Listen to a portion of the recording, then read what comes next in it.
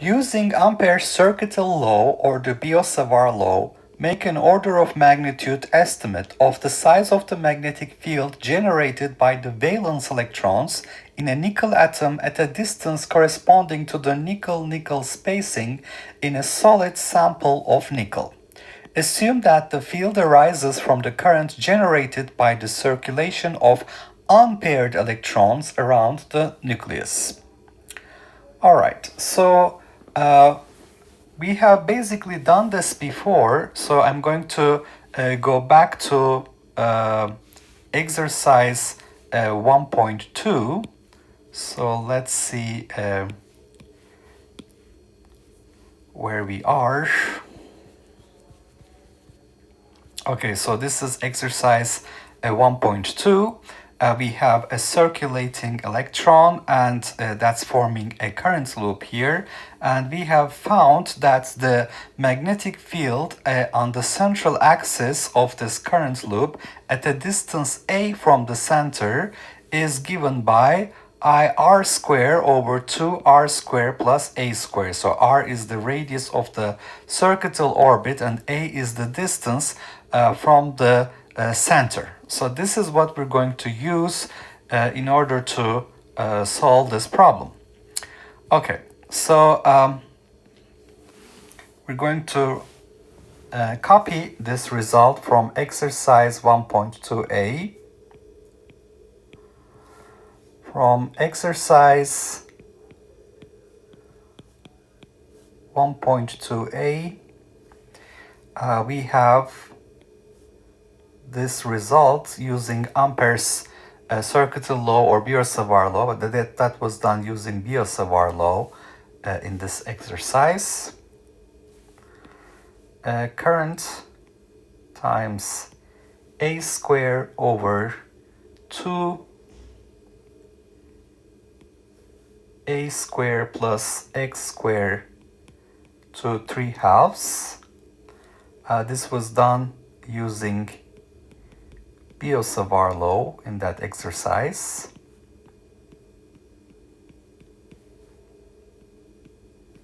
Okay, now here I have A as the radius of the orbit and X is the distance from the center to the point of interest. Okay, so we can use approximate values.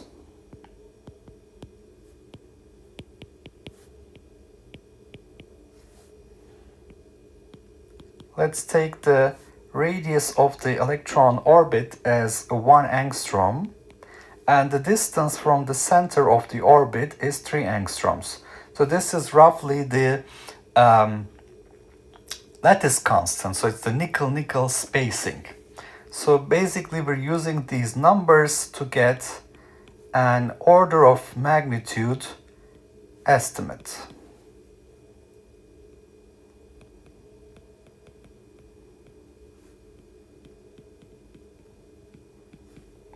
Okay. On the other hand, when we talk about the angular momentum of the electron is of the order of h bar. So remember from Bohr's postulates, the angular momentum was quantized in units of h bar. So we can take the angular momentum order of magnitude to be h bar. So it is of the order of h bar. What is h bar? Planck's constant, h divided by 2 pi. So the angular momentum, mass of the electron times tangential velocity v multiplied with the radius of the orbit a is of the order of h bar. And we can estimate the current due to this circulating electron as the current I is I equals the electron charge minus E divided by the period of revolution.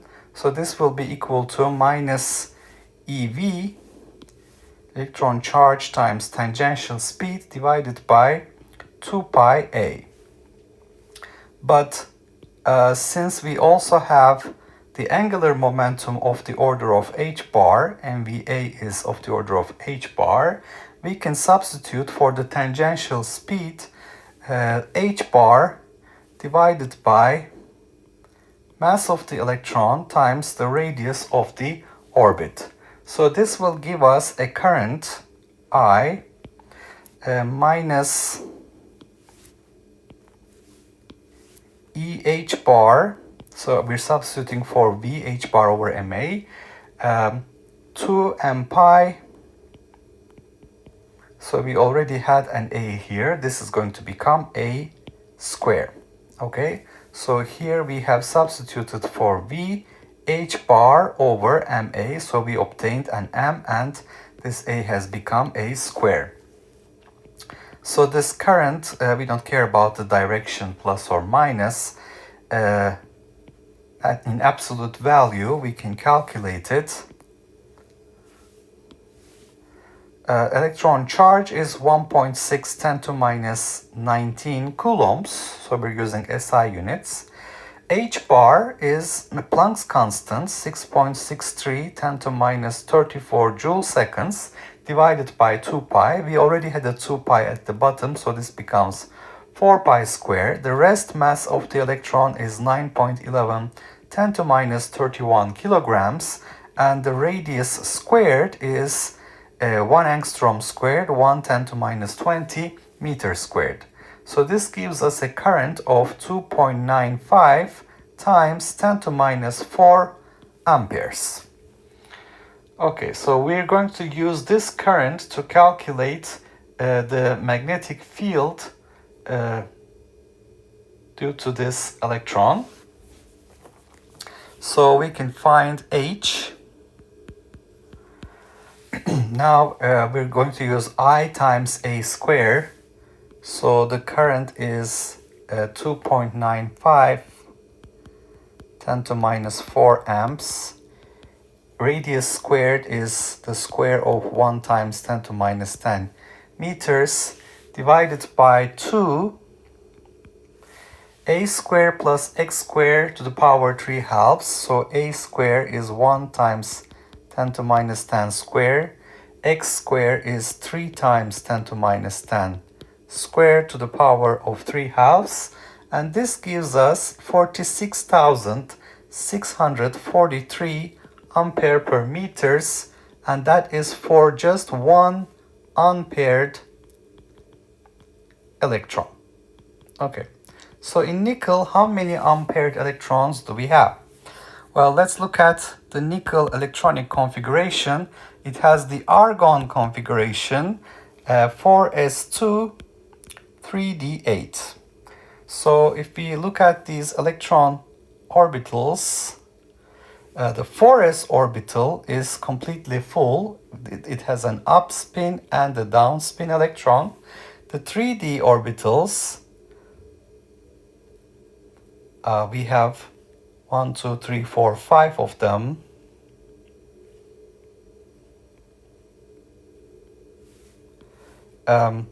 So if you remember Hund's rules, first we put all of them up spin to get the maximum spin quantum number, and then 6th electron, 7th electron, and 8th electron. You can see we are left with 2 unpaired electrons. So we have 2 unpaired electrons, and we have each contributing 46,643 ampere per meters. So these 2 electrons will give twice the current.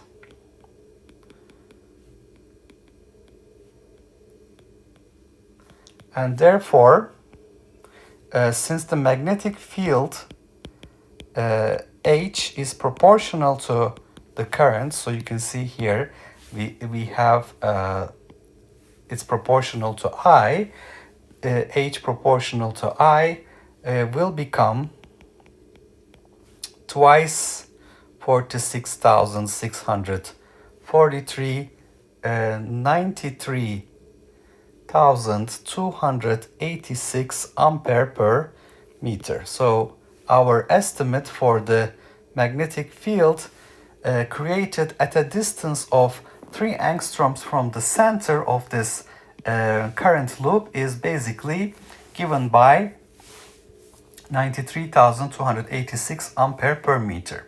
So what we have done here is we have used Biot-Savart law. This was done in exercise 1.2a to calculate for a current loop with radius a at a distance x from the center the magnetic field, and this is IA square over 2a square plus x squared to 3 halves. We estimate the radius of the electron orbit to be 1 angstroms, the distance between two nickel nearest neighbors to be 3 angstroms, and we can calculate the current using the angular momentum of order of magnitude of h bar for the electron. And when we substitute that to the current, which is minus E, the electron charge, divided by the period, and V is equal to 2 pi A over the period. So it's basically minus EV over 2 pi A, and for V we substitute H bar over MA, we find the current. But this is current due to 1 unpaired electron. We have to multiply it by 2 because nickel has 2 unpaired electrons, and the magnetic field that we obtain for 1 electron is multiplied by 2, so we obtain 93,286 ampere per meter as our answer. Okay, so part B, use Hans rules to determine the values of S, L, and J for an isolated nickel atom with electronic structure 4s2 3d8. What are the allowed values of the magnetic moment along the field axis for a nickel atom? So for the D shell, we have the magnetic quantum number m sub L plus 2, plus 1, 0, minus 1, and minus 2. So these are the 3D orbitals. We have to put 8 electrons here. So this is basically what we have. We have maximized the spin quantum number S. So we have 2 unpaired electrons, 2 times 1/2. So the MS values are plus or minus 1/2. We get a total spin quantum number of 1. S is equal to 1.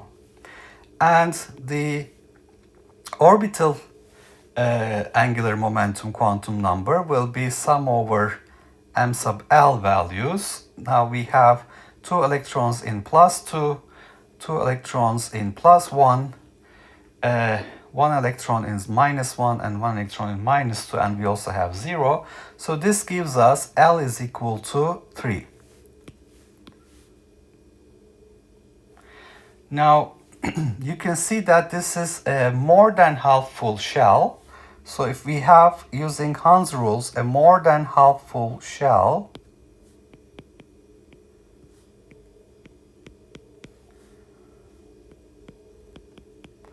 remember that the total angular momentum quantum number will be L plus S. Otherwise, it's L minus S. So this will give us J is equal to 4. All right. And now we can calculate the lambda factor. Lambda G factor is 1 plus J plus 1 plus S plus 1 minus L plus 1 divided by 2J plus 1. If we substitute these values, J is equal to 4, we have 4 times 5, S plus 1 is 1 times 2, L plus 1 is 3 times 4, divided by 2 times 4 times 5, we obtain a lambda factor of 1.25. Okay, now we can find the magnetic moment along the field axis. Then the magnetic moment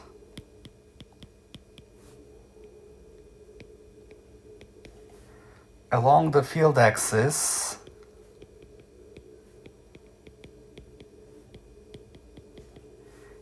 is quantized as, so let's say that this field axis is the z-axis, lambda factor g, total angular momentum, magnetic quantum number m sub j times a Bohr magneton. So this is 1.25 m sub j Bohr magneton, and m sub j takes values between minus j plus 1 to j minus 1 j. So the possible values of m sub j are, because j is equal to 4, minus 4, minus 3, minus 2, minus 1, 0, 1, 2, 3, and 4.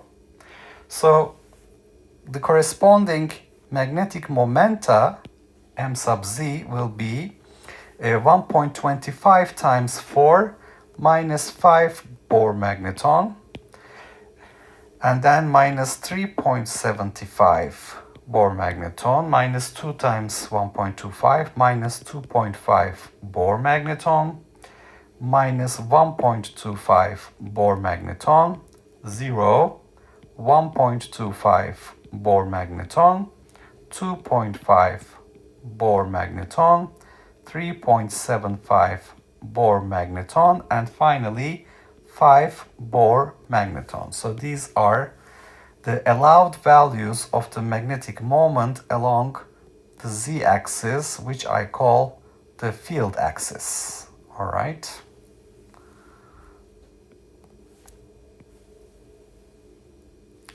Now we can look at part C.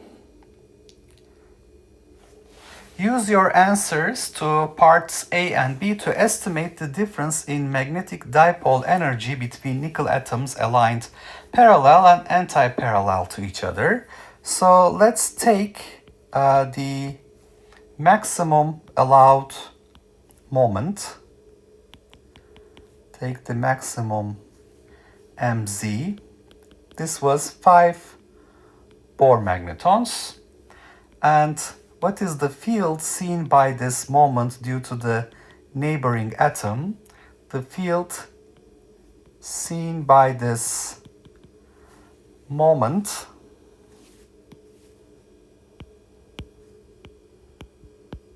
is from part A,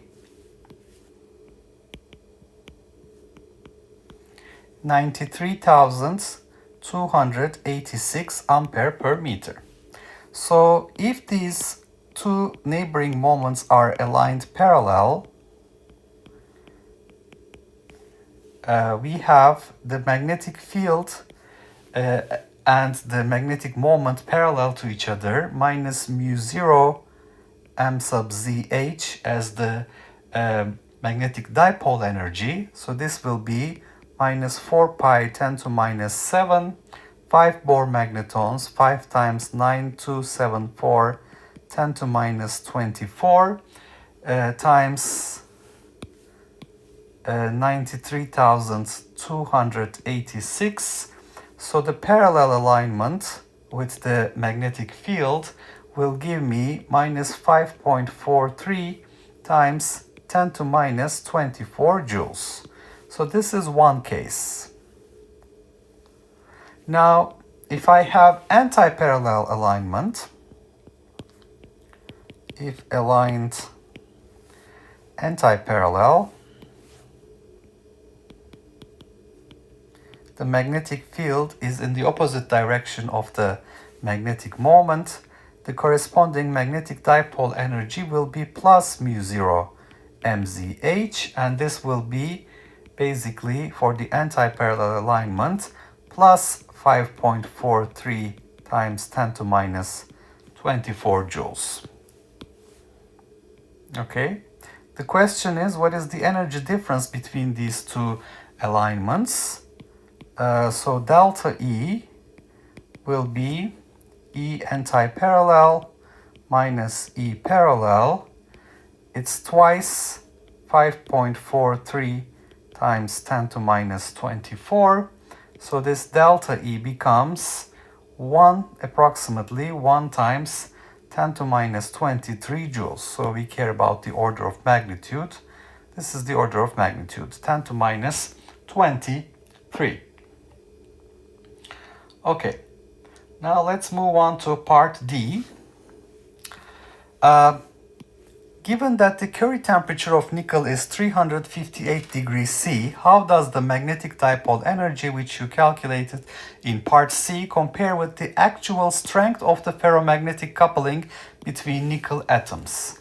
Well, how do I estimate the strength of ferromagnetic coupling? This coupling is broken at a temperature that's called the phase transition temperature, Curie temperature.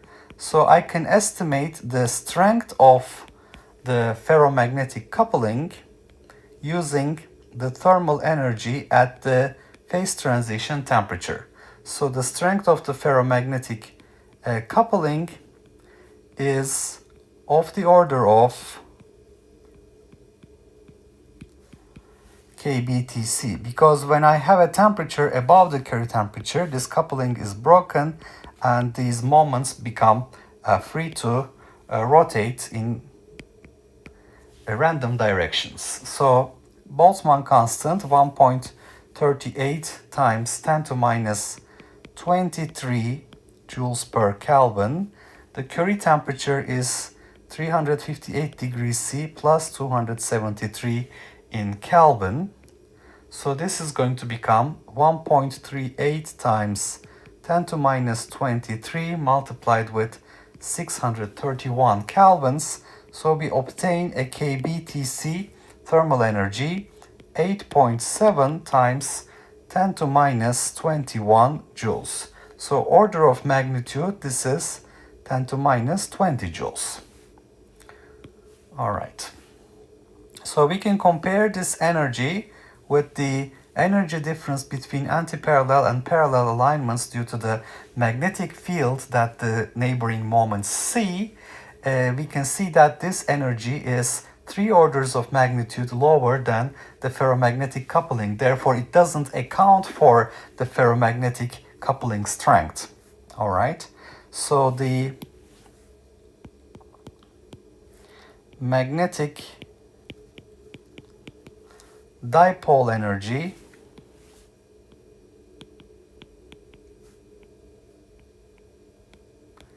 is 3 orders of magnitude smaller than the strength of the ferromagnetic coupling. Therefore, you can say that the ferromagnetic coupling does not stem from the fields that the neighboring moments apply to each other. So it has a different origin. Okay, so in part E and part F, explain briefly a few sentences what is the true origin of the ferromagnetic coupling. So it's not the field between neighboring moments. And part F, the actual value of magnetic dipole moment in metallic nickel is 0.54 Bohr magnetons. Why does this number not correspond to an integer number of electrons? You will probably need a diagram to explain this one. Okay, the true origin of ferromagnetic coupling is a Coulomb interaction between electrons. So we can say that to minimize electrostatic Coulomb interaction,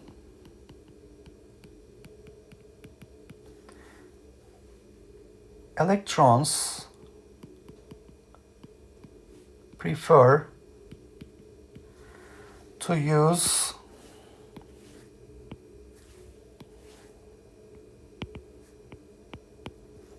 different orbitals.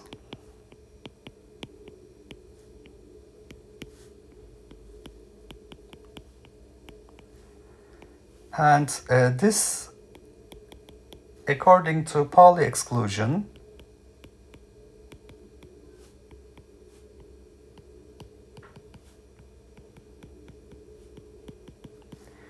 is guaranteed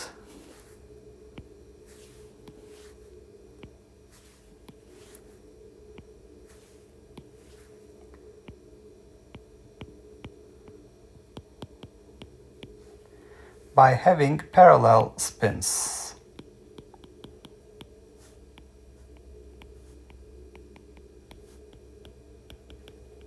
Okay, so we can say that, in short, the origin of quantum mechanical exchange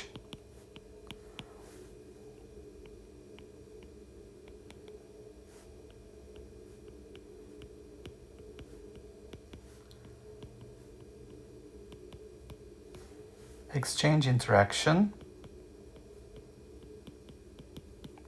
is Pauli exclusion and minimization of Coulomb energy.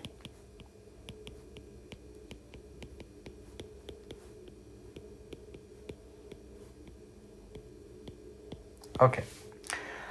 Now, why do we have a non-integer magnetic dipole moment? Why is this not an integer? Well, we have unequal splitting in 3D and 4s orbitals. So this is due to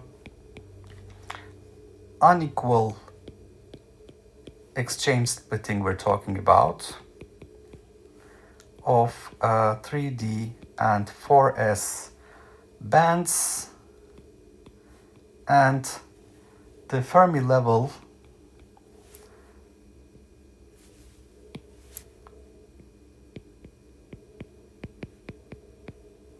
crossing both bands. Okay, so let's take a look at the energy band diagram. Now, nickel has 10 valence electrons.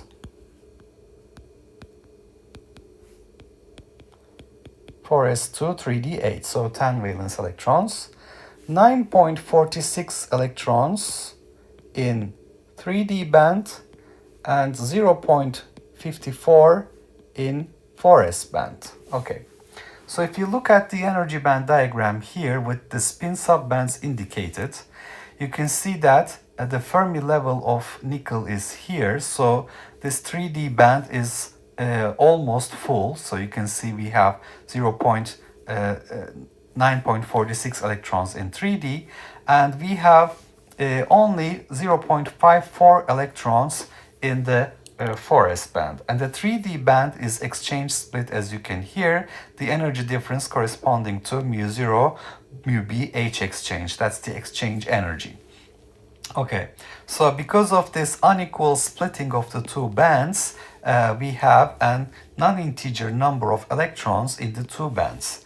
So nickel 3D band has 5 upspins.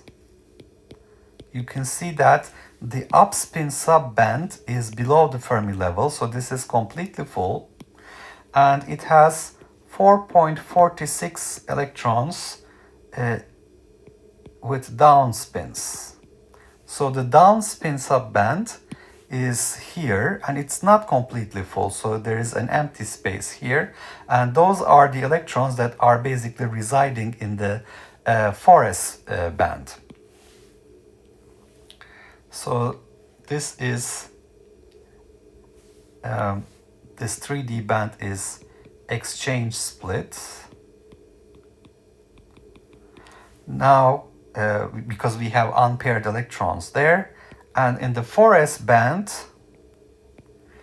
we don't have any exchange splitting, so that's not exchange splitting. So because of this unequal splitting of the 3D and 4s bands, and the Fermi level crossing both bands here, we have a non-integer number of electrons with upspins and downspins in the two bands. Okay. So in the 4s band, we have an equal number of upspins and downspins. So these 0.27 electrons have upspins and downspins in the 4s band, but in the 3D that's not the case. We have 4.46 down and 5 up spins, and that comes from the exchange splitting and the Fermi level crossing the two bands.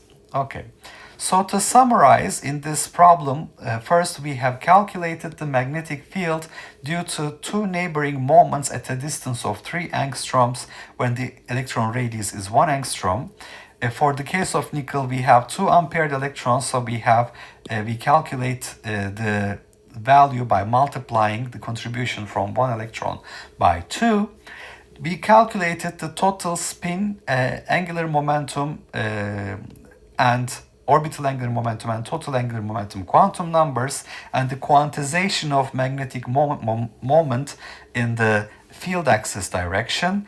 And we can calculate the energy, magnetic dipole energy for parallel and anti-parallel alignment of magnetic moments, and we see that the difference between them is 1.1 times 10 to minus 23 joules. So you can see parallel alignment is favored in this situation, but the energy difference between the two is 10 to minus 23.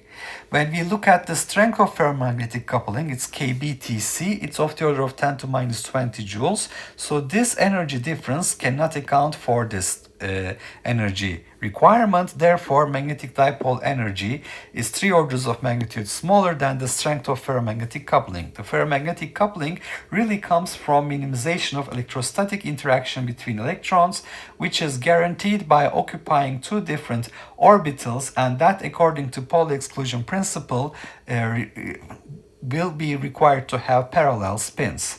So the origin of quantum mechanical exchange interaction is not the interaction between 2 parallel magnetic moments due to the fields generated by them. It's due to minimization of Coulomb energy and Pauli exclusion principle.